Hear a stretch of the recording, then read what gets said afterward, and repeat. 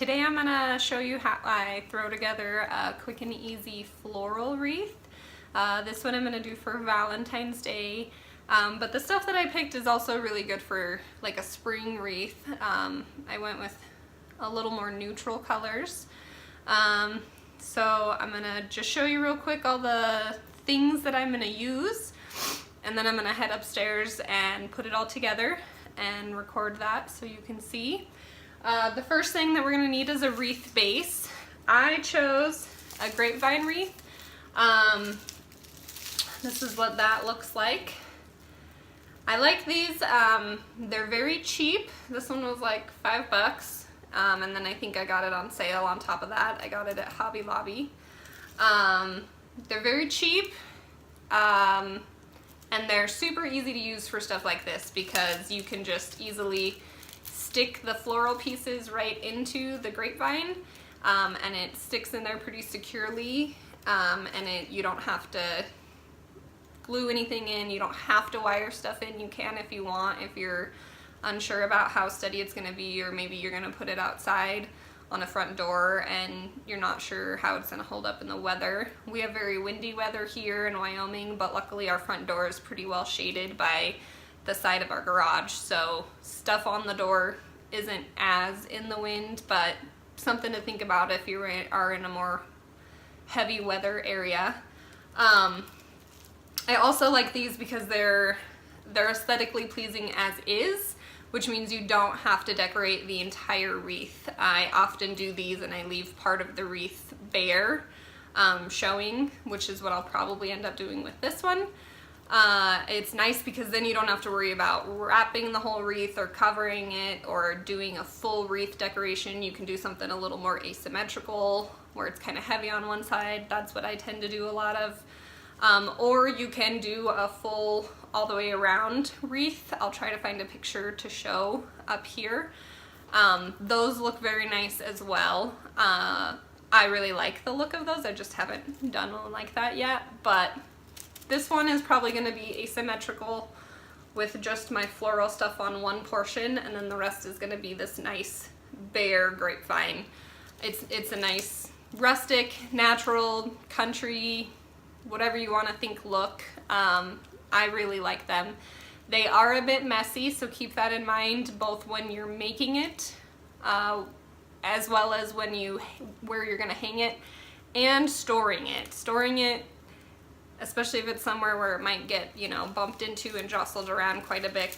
A lot of these little pieces will kind of break off, or there's dried leaves still in here, and those will crumble up and make a big mess. So just something to keep in mind. I bought this at Hobby Lobby, like I said.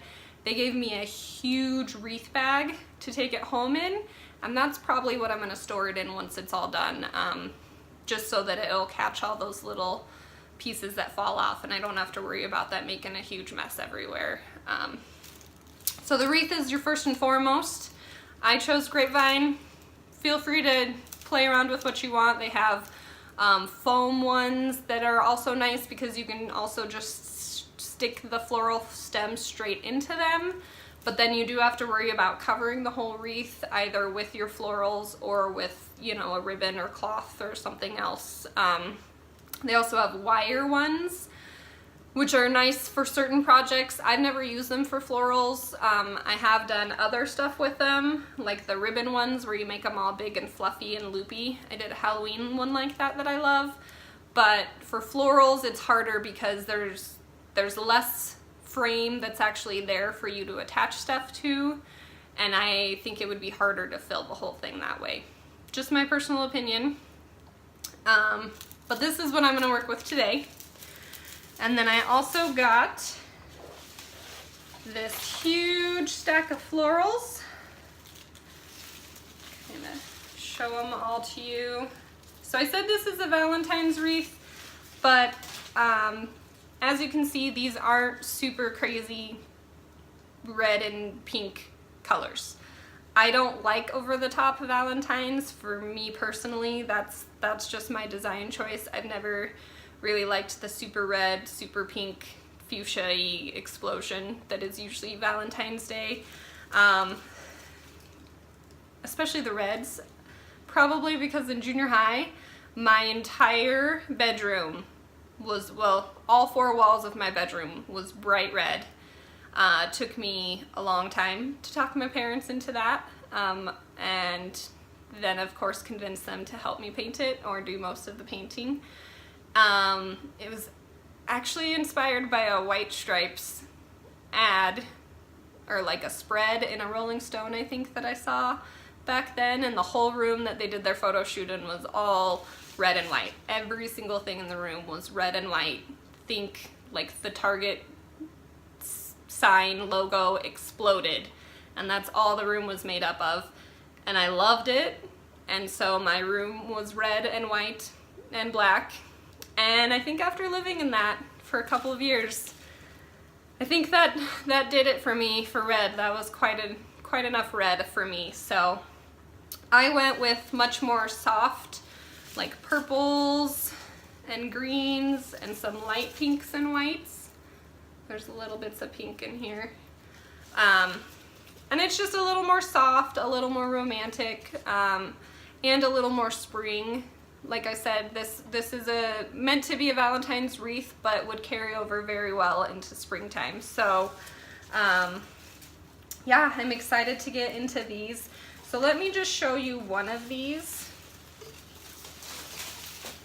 So this is one huge long stem, in case you were gonna put it in a vase or something, but then it comes with all of these smaller kind of branches coming off of it.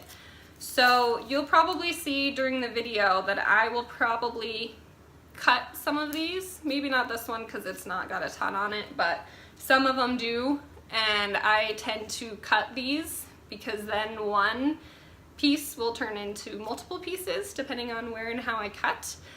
So that is an option to make your florals go a little bit further and to be able to have a little more room to play around with them and move stuff around, because if you just have this one, then you're only going to have this floral in one spot. But if you cut it apart, then you can spread it out, move stuff around a little bit more. So that's what I like to do. I have these wire cutters for that. These ones are really rusted. My husband borrowed them at one point, and now they're all rusty. But they still work, and they just have this little sharp pinch right there. And so you can just pinch it off, clip right where you need to. You'll see me do that with these in the video. I believe I got these at the craft store in the floral section. They're meant for cutting wire, which is, or it works on this plastic too. Some of these do have wire in them, so that's what they're for. As I was saying earlier also, if you live in a weather heavy area and this is going to go outside, or you're just not sure about the durability of it, you can reinforce your attachments with this floral wire. I have a whole bunch of this. I got this also in the floral section at the craft store. I think even like Walmart has this stuff in their floral section.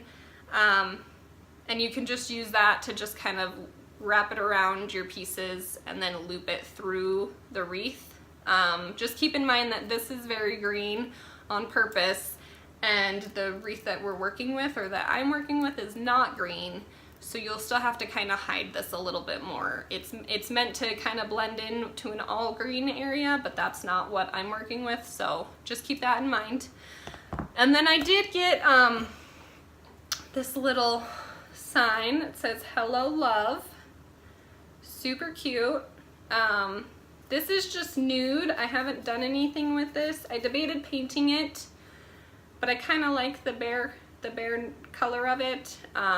It's still pretty soft. It doesn't look super wood colored. So I'm undecided, and who knows? Maybe I'll put this whole wreath together and show it to you, and then hang it up and a week later decide that it needs to be painted. So I can do that if I want, because it's mine.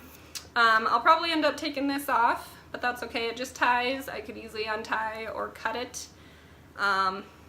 And I'm not sure what I'm going to do with this. There's a couple options that I might show you while I'm doing it. But the way that I put my stuff together, I usually put it together kind of asymmetrical on the wreath, and then I'll have it coming out two sides, and then that kind of leaves you a center area that you've got to kind of deal with. So you have to have kind of a centerpiece or something to kind of bring it all together, so it's not just where all of these floral ends are coming in together. So hopefully you'll kind of see what I'm talking about on the video. I might do some voice over, but I don't plan to really talk while I'm doing it, so we'll see how that comes together. Still new. So I think that's everything I'm going to use. I did get this little succulent also that's kind of this, matches the greens and the maroonish purples, mauves of the other colors that I got, but I also thought that it might help kind of act in that centerpiece area where stuff's gonna all come together, and that all kind of draws, all the florals sticking out in that area draw your eye into the middle of them, so that's why you really need something to put in there. So we're gonna see how this is all gonna come together. I'm excited to get started. So first thing here, I'm just deciding where to put the wreath, which direction to do. Then I'm going to add in this filler. I like to use all of this green for my foundation just to kind of start out the design. So I've got two different types of this plain green florals, and that's what I'm going to set up the design with.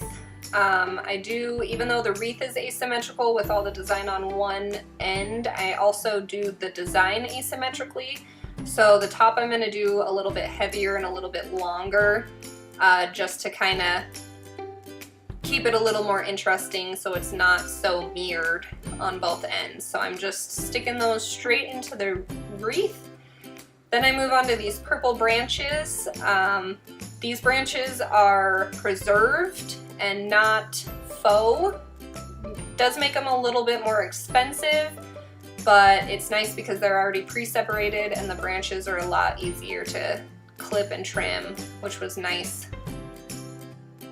So I'm just moving stuff around, getting it where I want. The nice thing about this is since nothing's 100% permanent, you can take it out, move it as needed. Now I'm going to move on to these second branches. I'm going to trim them down a little bit. That one I left whole, and then the second one I do end up splitting up just to spread out a little bit more so it's not so heavy in one area.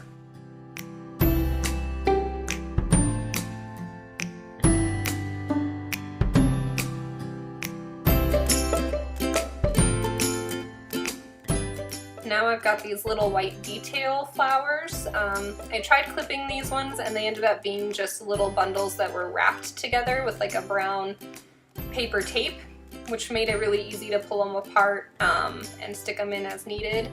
The branches are also wired, so that's nice that I can really direct them where I want them to go. And last is this last little filler. Kind of looks like a little baby's breath, but real little branches just for that extra little touch. And then after that, these are just little leaves that either have fallen off or were left on stems that I'm just using to fill in this very last middle portion.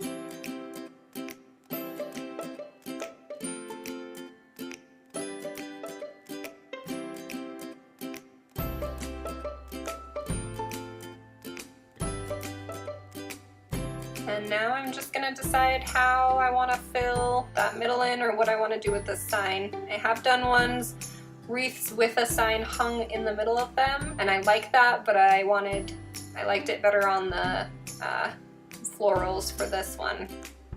So what I'm using is an E6000 adhesive. I use this a lot, usually when I'm putting stuff back together, stuff that's been broken, but you could use a hot glue gun here too, or you could wire it in, but I wanted it to be kind of seamless, and it's not going to be bulletproof, but for what I'm using it for, I think it's going to be fine. So that's it.